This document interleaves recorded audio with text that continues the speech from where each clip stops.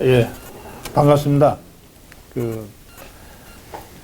제가 11월 달에 제 일정 보니까 한 25번 지방 출장이 있었어요. 근데 주로 영남 지역이었습니다. 이게 뭐 낙동강 벨트부터 우선 좀 단단히 해놓고 판을 벌여야 된다. 제 나름대로 그렇게 생각했고요. 이제 수도권으로 와야 되겠다 이런 생각을 자꾸 이제 하고 있었는데 마침 오늘 우리 정양석 의원께서 좋은 자리를 만들어 주셔서 앞으로는 좀 오늘 모임을 계기로 이 수도권에 저도 집중하려고 합니다. 몇 가지 그냥 제가 뭐 워낙 선수들이시니까 몇 가지 그냥 구체적인 사례를 가지고 제 말씀 드리고 토론하겠습니다. 제가 28일 날 창원에서 대회가 있는데요. 그게 당 대회가 아니고요. 그냥 창원에 5개 당협위원장과 김해에 갑을 해서 7개 위원장이 그냥 모여서 컨벤션 센터에서 한 2,000명 모아서 전진대회처럼 하겠다는 거예요. 그러니까 당 공식 행사가 아니니까 당 지도부는 안 내려올 건데요. 저들어 와서 어쨌든 특강해달라고 그랬습니다. 그러니까 이게 권역으로 이제 모이기 시작하는 거죠. 지금까지는 11월까지는 되게 당원 특강 이런 형식이었잖아요. 예, 그리고 의정보고회 같은 이런 것이었는데, 의외로 낙동강 벨트가 부산에만 있는 게 아니고, 이를테면 김해, 양산, 창원, 성산 거쳐서 진해까지가 이게 지역에서는 낙동강 벨트로 보는 거죠. 그리고 다 쉽지 않은 지역이고. 그러니까 그 권역을 한꺼번에 엮어서 뭔가 좀 새를 보이고 뭘 해보자고 하는 게 거기에서 이제 현장에서 활동하는 분들의 문제의식이고 그런 방식으로 지금 이제 모이고 있어요. 그러니까 제가 지난번에 이천 가서도 그런 말씀 드렸는데 제가 낙동강 벨트를 맨날 쫓아다니다 보니까 그러면 이거는 남한강 벨트를 만들어야 되지 않냐, 북한강 벨트를 만들어야 되지 않냐 이런 생각이 들어서 즉석에서 제가 남한강 벨트 얘기를 했는데 그러고 보니까 거기가 뭐 여주, 이천, 양평에서 구리, 하남까지 쉽지 않은 지역까지 포함된 이런 벨트가 되잖아요. 그러니까 그렇게 엮어서 갈 때와 개별 선거구로 갈 때 조금 다른 것 같아요. 모이는 사람 숫자도 다르고, 그리고 열기도 다르고, 또 이게 이렇게 모여있기 때문에, 이를테면 하남에 사는 사람, 친구가, 동생이 광주에 살고 그러지 않겠어요. 그러니까 그런 면에서 시너지도 훨씬 더 많이 나는 것 같고, 그러니까 그런 방식의 권역별 모임들이 효과가 있다, 또 효과가 있을 것 같다, 제가 느낍니다. 그러니까 이제 서울 경우도 사실 강남 3구하고 강북하고는 뭐 별로 같이 하기가 좀 어려운, 지금 강남 3구에서 오셨네. 예. 근데 같이 하기가 좀 쉽지 않아요. 근데 강남 3구끼리는 잘 모여야 되거든요. 서초 강남하고 송파가 한 권역으로 모여서 뭔가를 할 때 하고 따로따로 할 때가 좀 다르듯이. 그러면 강북대로 좀 모이자. 강서대로 모이자. 이렇게 우리 위원장님들이 권역으로 적어도 4개 내지 5개 권역으로 서울을 가지고 좀 이렇게 하면 혼자 지역구 단위로 하는 것보다는 좀 힘도 덜 들고 새도 좀 제대로 과시할 수 있고 시너지도 만들어낼 수 있지 않냐. 그리고 지금 다들 당협 차원에서 행사하면서 황교안 대표나 심재철 원내대표나 다 당 지도부가 잠깐이라도 와서 한마디 해줬으면 하고들 기대가 있을 텐데 사실 그거 쉽지 않잖아요.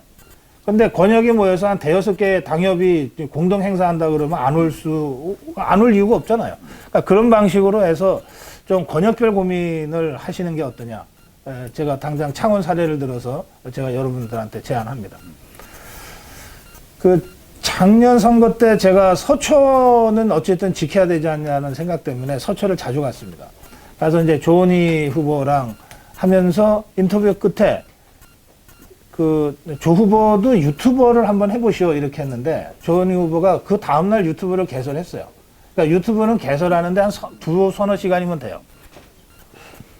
그러니까 메신저가 메시저다 이런 원론적인 얘기를 할 필요 없을 것 같아요. 조은희 사례를 보면 이래요.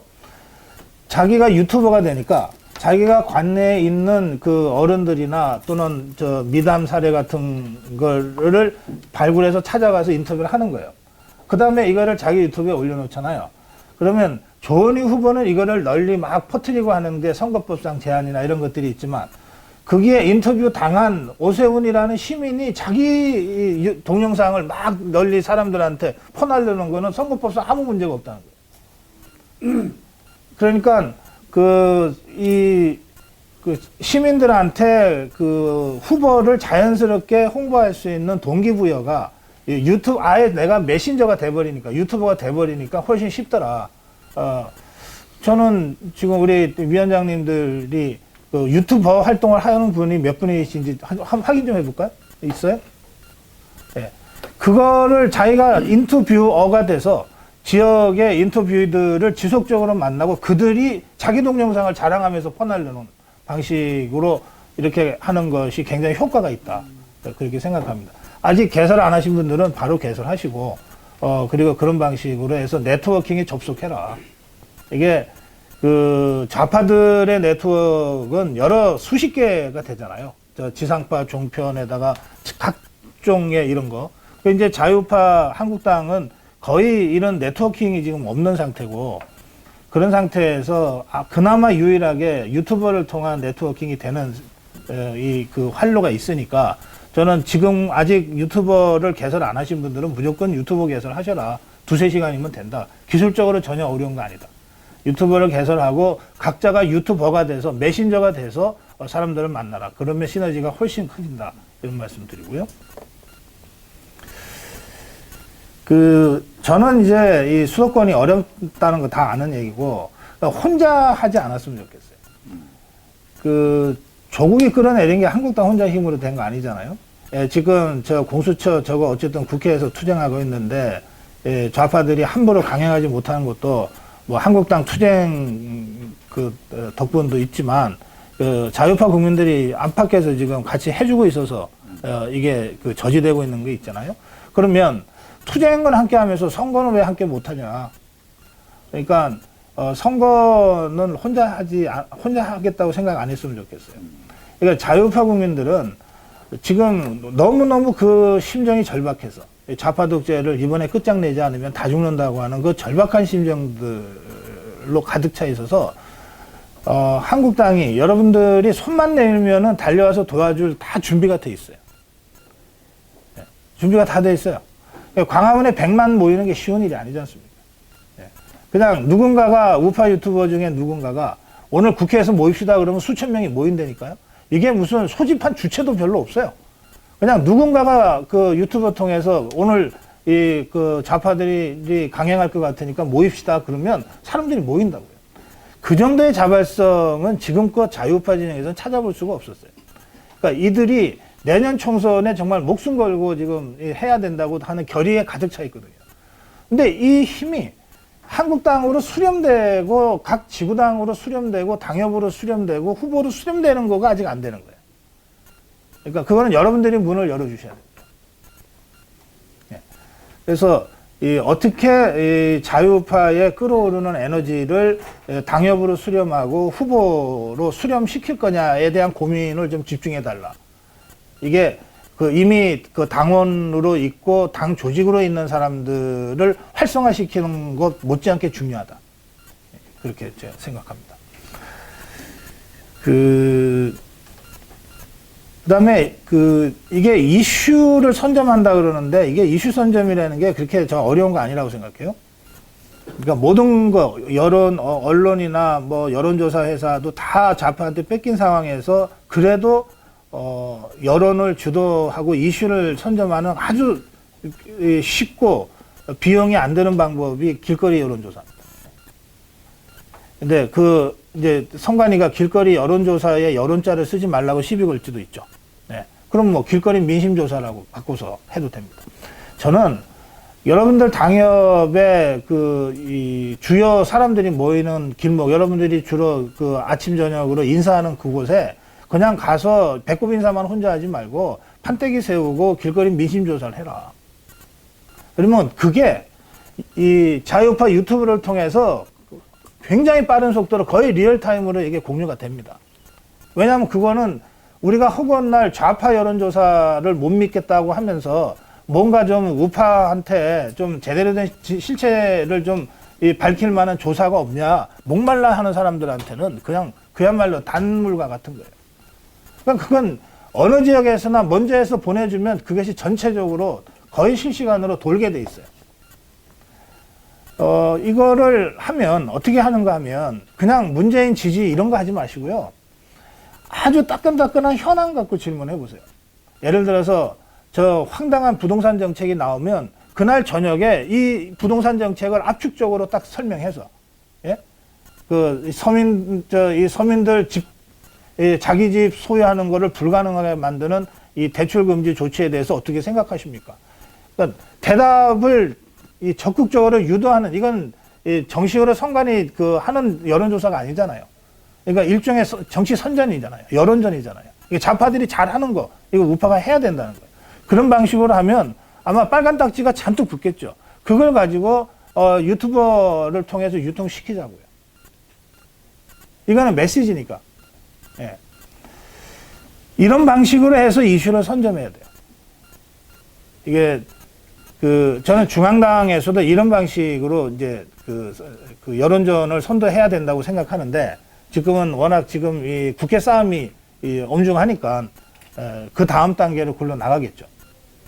그런데 당협 차원에서는 이런 방식의 여론전을 각지에서 다 해야 된다. 그리고 그러다 보면 이 서울 또는 서울에서도 강북 권역의 뭐 어떤 핵심 이슈 같은 것들을 가지고 이런 식의 조사를 해서 뭔가 사고를 자꾸 만들어내야 되는 거예요. 뉴스를 자꾸 만들어내야 되는 거예요. 이 자유파 유튜브가 수백 개 되는데요. 대부분 다 생방송 능력이 있어요. 그러니까 그걸 할 때 왜 옛날 같으면은 우리가 이런 기자회견을 한다, 이런 이벤트 퍼포먼스를 한다 그러면은 신문사 연락하고 방송사 연락했잖아요. 이제는 연락해도 안 오잖아요. 근데 유튜브들한테는 그렇게 연락만 하면 수십 명의 유튜버가 가서 현장 생중계 해줘요. 이들이야말로 지금 여러분들이 제일 쉽게 가장 강력하게 의지하고 신뢰할 수 있는 동지들이에요. 적극적으로 활용하시라고. 예. 그리고 당에서 이게 이제 서울시당 차원에서라도요. 도대체 유튜버가 수백 개, 저는 대개 수백 개 있을 거라고 지금 짐작하는데 어디에 있는지, 연락처는 뭔지 해서 당협위원장들한테 나눠줘야 돼요. 우리 이런 이벤트 하는데 오세요라고 뭐라도 뿌려야 될 거 아니에요. 그거 어떻게 합니까, 유튜버가? 예. 그런 방식으로 해서 이 한국당의 역량과 자유우파의 역량과, 어쨌든 이게 유튜브가 지금 우파로서는 거의 유일한 매체 역할을 하니까 유튜브의 역량만 삼위일체로 잘 결합을 해도 지금 여러분들이 하고 있는 활동이 5배, 10배 이상 증폭되어서 전달될 수 있어요.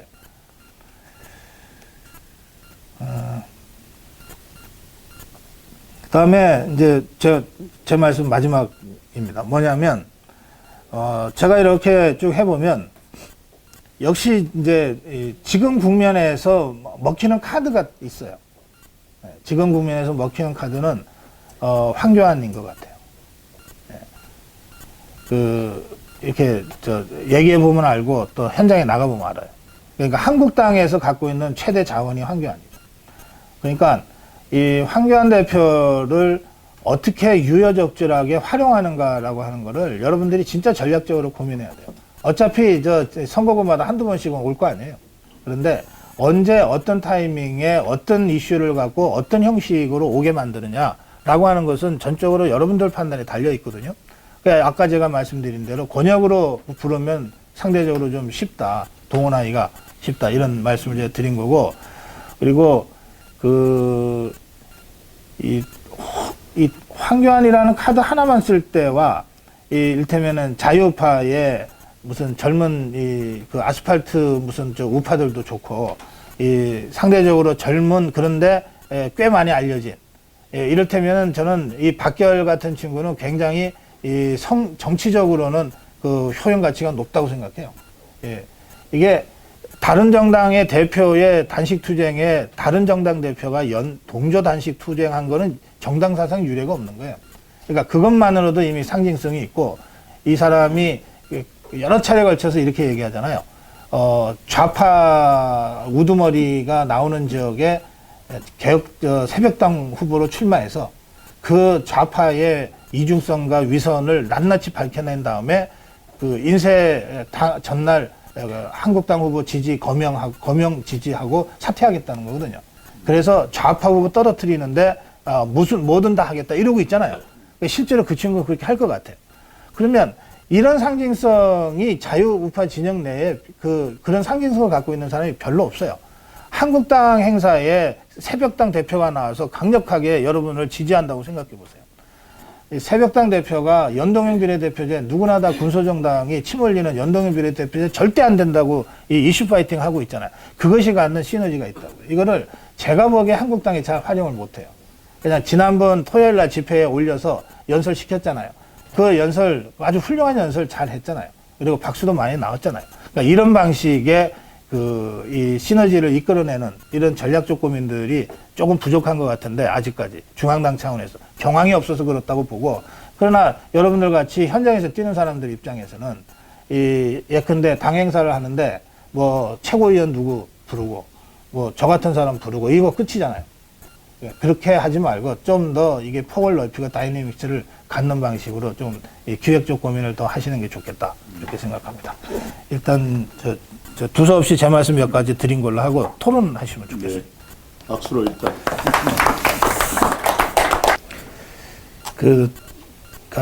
피부에 체감되는 이념을 가져가지 않으면 지금 말씀하신 대로 이 젊은 유권자들과는 소통이 쉽지가 않죠.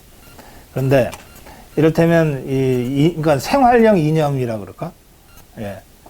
또는 이념적 생활 이슈. 저는 학교 교육, 정교조 또는 뭐 인원고 사태 같은 게 그런 거에 해당된다고 생각합니다. 또 학이 따라서는 이번에 그 부동산 정책과 뭐 박 시장의 그런 발언도 거기에 해당된다고 생각합니다. 이게 굉장히 생활 밀접한 이슈들이잖아요. 부동산 문제, 주택 문제, 교육 문제.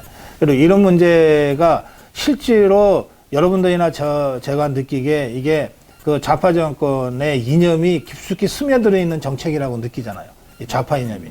깊숙이 스며들어 있는 정책인데 이 좌파 이념을 적절하게 뭐 무슨 이렇게 포장수를 좌파가 잘하니까 지금 그 국민들한테 그냥 다가가서 이 생경스러운 이념 단어로 다가갈 경우에 이 포장을 잘 우리가 뜯어주지 못하니까 이게 약간의 이 간극이 있을 수 있다고 봅니다. 그러니까 이들의 이 포장을 다 뜯어내고 실제로 이 주택 문제나 교육 문제와 관련돼서 이 속에 스며들어 있는 이 좌파들의 이념적인 그 민낯을 드러내면 저는 생활형 이념 전쟁이 가능하다 이렇게 보는 겁니다.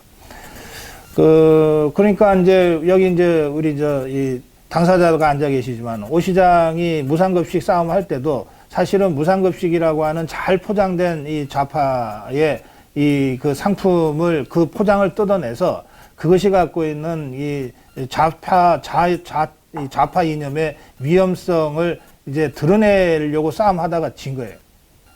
근데 그 싸움 자체는 잘못됐다고 저는 생각하지 않습니다. 예. 그러니까 그런 방식으로 싸움에 들어가야 된다고 보고요. 그 다음에 이제 객관적으로 주객관적으로 그러한 싸움을 해서 우리가 그 승산 있는 데까지 왔다고 생각해요. 왜냐하면 지난 2년 반 동안, 그러니까 오 시장이 그 무상급식 갖고 싸울 때까지는 저들이 야당이었단 말이에요. 예. 그래서 우리 쪽의 이념 공세를 또 뭐 뻔한 색깔론으로 저쪽에서 치받아서 반격을 할 수도 있었지만, 그리고 애들 먹는 문제 아니냐 이렇게 할 수 있었지만, 이제는 저들의 이 좌파 정권 집권이 이미 2년 반이 지났고, 특히 조국이 사태를 거치면서 이자들의 이 입에 발린 소리가 얼마나 이중적이고 위선적인지를 사람들이 다 알게 됐기 때문에 이제는 포장을 뜯어내고 좌파들의 그럴듯한 포장 뒤에 숨어있는 이 좌파 이념을 드러내서 싸움을 할 수도 있게 됐다. 또는 그렇게 싸울 경우에 우리도 승산을 가질 수 있게 됐다. 이렇게 주객관적으로 상황이 바뀌었다고 생각해요. 그러니까 이걸 제대로 잘 뜯어내야죠. 뜯어내고 저들의 민낯을 잘 보여주는 방식의 여론전이 필요하다는 거예요. 그냥 그러려면 어떻게 해야 되냐? 저는 여러분들이 전부 인원고 애들이 지금 텐트 치고 싸움하고 있잖아요. 여러분들 한 사람 한 사람이 내가 메신저다 생각하고 걔들을 가서 인터뷰를 하든지 현장 스케치라도 하면서 싸움을 해야 돼요. 그리고 우리 지역에 이런 학교도 이런 비슷한 사례가 있다. 라고 하면서 국민들한테, 어머니들한테, 아버지들한테 호소해야 된다고요. 그리고, 10대 후반, 20대 초반의 애들한테도 이게 친구들이니까. 이놈 고에 네 친구가 지금 이렇게 싸운다. 라고 폭로하면서 여론전을 해야 된다고 봅니다. 그렇게 접근하면 저는 승산이 있다고 보는 거예요. 예, 그런 방식으로 갑시다.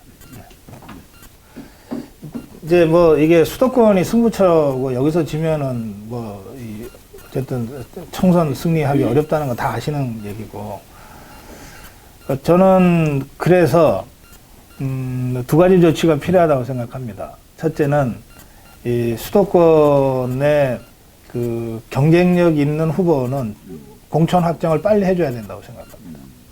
그러니까 이를테면은 뭐 어느 지역이나 다 뭐 도전자가 복수로 있을 가능성이 많지만 이 보면 알잖아요. 이거는 뭐 경선을 하면서 시간을 끄는 것 자체가 별로 의미가 없다. 라고 판단되는 지역은 당 지도부가 정권을 갖고 책임지고 공천 확정을 빨리 시켜줘야 된다고 생각해요. 여기는 경선이 아니라 본선이 중요한 지역이니까. 그 다음에, 그러니까 그런 조치가 필요하다. 이를테면 수도권의 뭐 100여 개 선거구 중에 한 60개 가까이는 제 느낌에, 자세히 세보진 않았지만, 한 절반 가까이는 조기에 공천을 발표를 해도 크게 문제가 없는 지역일 거다. 그거는 확정시켜서 뛰게 하자. 그것이고요. 그 다음에 두 번째는, 수도권 선대위 발족을 중앙당 선대위 발족한 다음에 이게 자꾸 이렇게 기계적 순서에 따라서 자꾸 생각을 하는데, 그럼 중앙당 선대위를 발족해야 수도권 선대위, 영남권 선대위 발족될 거니까, 그렇게 따지면은 이제 2월까지 기다려야 될 거예요, 아마. 그러지 말고, 수도권은 특별한 승부처라고 보고, 수도권 관련된 특별기구를 지금이라도 띄워서 좀 공천에서부터 좀 관리 들어가자. 이렇게 제가 당에다가 제가 제안하고 싶어요. 여러분들의 이해관계가 직접 걸려 있으니까 오히려 여러분들은 그런 요구를 다른 지역 당협들이 특혜해달라는 거냐라고 문제 제기할 수 있어서 제가 대신합니다. 저는 두 가지가 필요하다. 수도권에서 이기려면, 절반 이상은 조기에 공천을 결론 내는 것이 필요하다. 그리고 그렇게 한다고 해서 문제가 될 것 아니다. 그 다음에 이 수도권 특별 무슨 기획단 같은 거를 따로 운영을 해서라도 수도권 논의 구조를 빨리 활성화시켜야 된다. 예, 그 두 가지 말씀드리고요. 그 다음에 우리 허 위원장님 말씀 관련해서 한 가지만 제가 추가로 하면, 중앙당의 역할과, 후보의 역할이 이 수도권 경우에는 어쨌든 120% 같이 발휘돼야 돼요. 그러니까 중앙당이 역할 못하면 여러분들 백날 쫓아다녀봤자 뭐 중앙당에서 헛발질을 한 번 하면 다 날아가는 거 다 아시는 거예요. 그러니까 중앙당이 최선을 다하고 이슈 파이팅을 잘 할 거다. 황교안 대표가 어쨌든 이 모든 것을 다 던져서 올인해 줄 거라는 전제하에, 그런 전제하에, 그런데 당협에서 여러분들이 할 수 있는 역할도 제대로 못해서 지는 경우는 없어야 되잖아요. 제가 오늘 발제하는 포인트는 거기에 맞춰져 있는 거예요. 그런데 제가 보기에 여러분들의 역량과 자유파의 역량이 충분히 시너지를 만들어내지 못하고 있는 것 같다. 근데 그것을 뚫는 출구 중에 하나가 유튜버다. 그리고 길거리 민심조사고 그런 방식들이다. 그리고 권역별로 같이 모여서 행동하는 것이다. 제가 그쪽에 오늘 초점을 맞춰서 몇 가지 제안 드린 것이니까요. 이게 중앙당 역할론과 따로 갈 일이 아니잖아요. 예, 그렇게 저는 제 말씀을 이해해 주시면 좋겠어요. 시중에서 이제 그걸 대깨문이라고 부르잖아요. 저는 접근 안 하는 게 좋다고 봐요. 효과가 없어요. 그러니까 우리가 시간이 우선 한정돼 있잖아요. 120일. 그 다음에 자원도 별로 없잖아요. 예. 후보들의 시간 하루 종일 사람 만나도 1000명 못 만나요. 근데 이 철야성 같은 이런 이 대깨문들 하나를 며칠 걸려서 토론해서 설득해서 데리고 왔다 칩시다. 그래봤자 한 표 아니에요. 저는 그 표가 중요한 게 아니고 그건 어차피 안 온다고 보고 이 표가 많아봤자 25를 못 넘습니다. 예. 그건 뭐 역대 모든 선거를 봐도 그저 죽으나 사나 나는 노무현이다 문재인이다 25%밖에 안 됩니다. 그런데 이제 지금 한국당 쪽에 확실하게 와 있는 표 중간에 있는 아까 이제 많은 분들이 이제 특히 수도권에서는 이제 이 표, 중도층 또는 부동층 이게 그 센시빌리티가 굉장히 높은 이 층을 걱정하는 거 아니에요. 그리고 그것 때문에 그 유승민 세력도 무시하면 안 된다. 이렇게 문제가 되게. 2층에 집중해야죠. 지금 2층에 집중해서 이들을 데리고 오는 것도 지금 벅차고 시간이 없는데 이 대깨문들을 데리고 오려고 생각하는 것 자체가 제가 보기에는 비현실적이에요. 예, 저 질문에는 제가 그렇게 답변 드리고 2층을 어떻게 데리고 올 거냐? 저는 아까 이제 우리 정양석 의원이 그 아주 좋은 그 말씀을 했다고 보는데 왠지 모르게 하여튼 좀 멋있어 보여서 이거 아니에요. 그렇죠. 그럼 이걸 어떻게 막아요? 예, 여러분들 개인적으로 그 이를테면은 유승민이가 안철수가 왠지 모르게 그들에게 멋있어 보여서 그쪽으로 표를 줬는데 여러분들의 후보나 당협위원장이 개인적인 매력으로 그 안철수나 유승민이가 갖고 있는 그 흡입력을 상대할 수 있겠어요? 저는 불가능하다고 생각합니다. 그러면 결국 우리 쪽도 우리 쪽 선수를 내야죠. 예, 그게 제가 보기에 황교안인 거예요. 그리고 황교안이가 점점 멋있어지고 있잖아. 예, 사람들이 삭발한 이후에 그리고 단식 투쟁한 이후에 지금 이게 이미지 변신이 굉장히 빠르게 지금 되면서 이 전사로 투사로 그리고 이 리더로 지금 그 포지션이 되고 있잖아요. 그 매력을 우리가 팔아서 선거하는 수밖에 없어요. 그래서 이를테면 저는 아주 극단적으로 말씀드립니다. 그들에게 좋다. 유승민이나 황교안이나 선택해라. 그리고 네가 유승민 선택하면 우리는 문재인 정권에서 계속 저 좌파 정권 안에서 고생할 수밖에 없다. 이렇게 압박하는 수밖에 없어요. 예, 거기다 대고 이 중도층한테 그렇게 뭔지 모르지만 멋있어서 그쪽을 가 있는 사람들한테 정책 몇 개 가지고 간다고 해서 돌아옵니까? 안 돼요. 그래서 저는 이 대목에 있어서는 정면승부 해야 된다고 생각하는 겁니다. 원래 정치라는 게 그런 거잖아요. 뭐, 여러분들이 혹시 좀 저 같은 사람도 와서 한마디 해주는 게 도움이 된다 그러면 제가 그건 하여튼 가장 우선적으로 시간 내서 하겠습니다. 네. 그리고 어쨌든 이게 사람을 모으는 거가 여러 가지 의미에서 중요한 것 같아요. 당장 뭐 거기에 당원들 뭐 그런 것도 있지만 세를 보인다는 의미도 있고 그다음에 제가 가장 중요하게 보는 변화 중에 하나는 다들 느끼실 텐데 내가 자유우파다 어떡할래? 나 한국당 지지야 어떡할래? 라고 하는 목소리들을 이제 다들 내고 있거든요. 근데 그게 아직 정치적으로 이렇게 한국당 당협과 한국당의 후보로 이렇게 이렇게 외화되고 있지 못한 거예요. 예. 길거리에서 이 자유파 광화문에 집회할 때 주눅 들어서 모이는 사람 하나도 없어요. 없는데 아직은 이게 지역으로 가면 내가 한국당 당원이다. 나는 도봉갑 한국당 당원이야. 어쩔래? 라고 하는 데까지는 아직 못 나가는 거죠. 그러니까 그런 것들까지 만들어내는 과정에 여러분들이 조금 조력이 필요하다면 뭐든지 할 생각이 있고 자유파 유튜브들이 그런 것은 뭐 정말 아주 신이 나서 할 거다.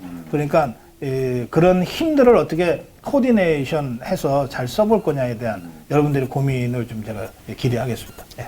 감사합니다.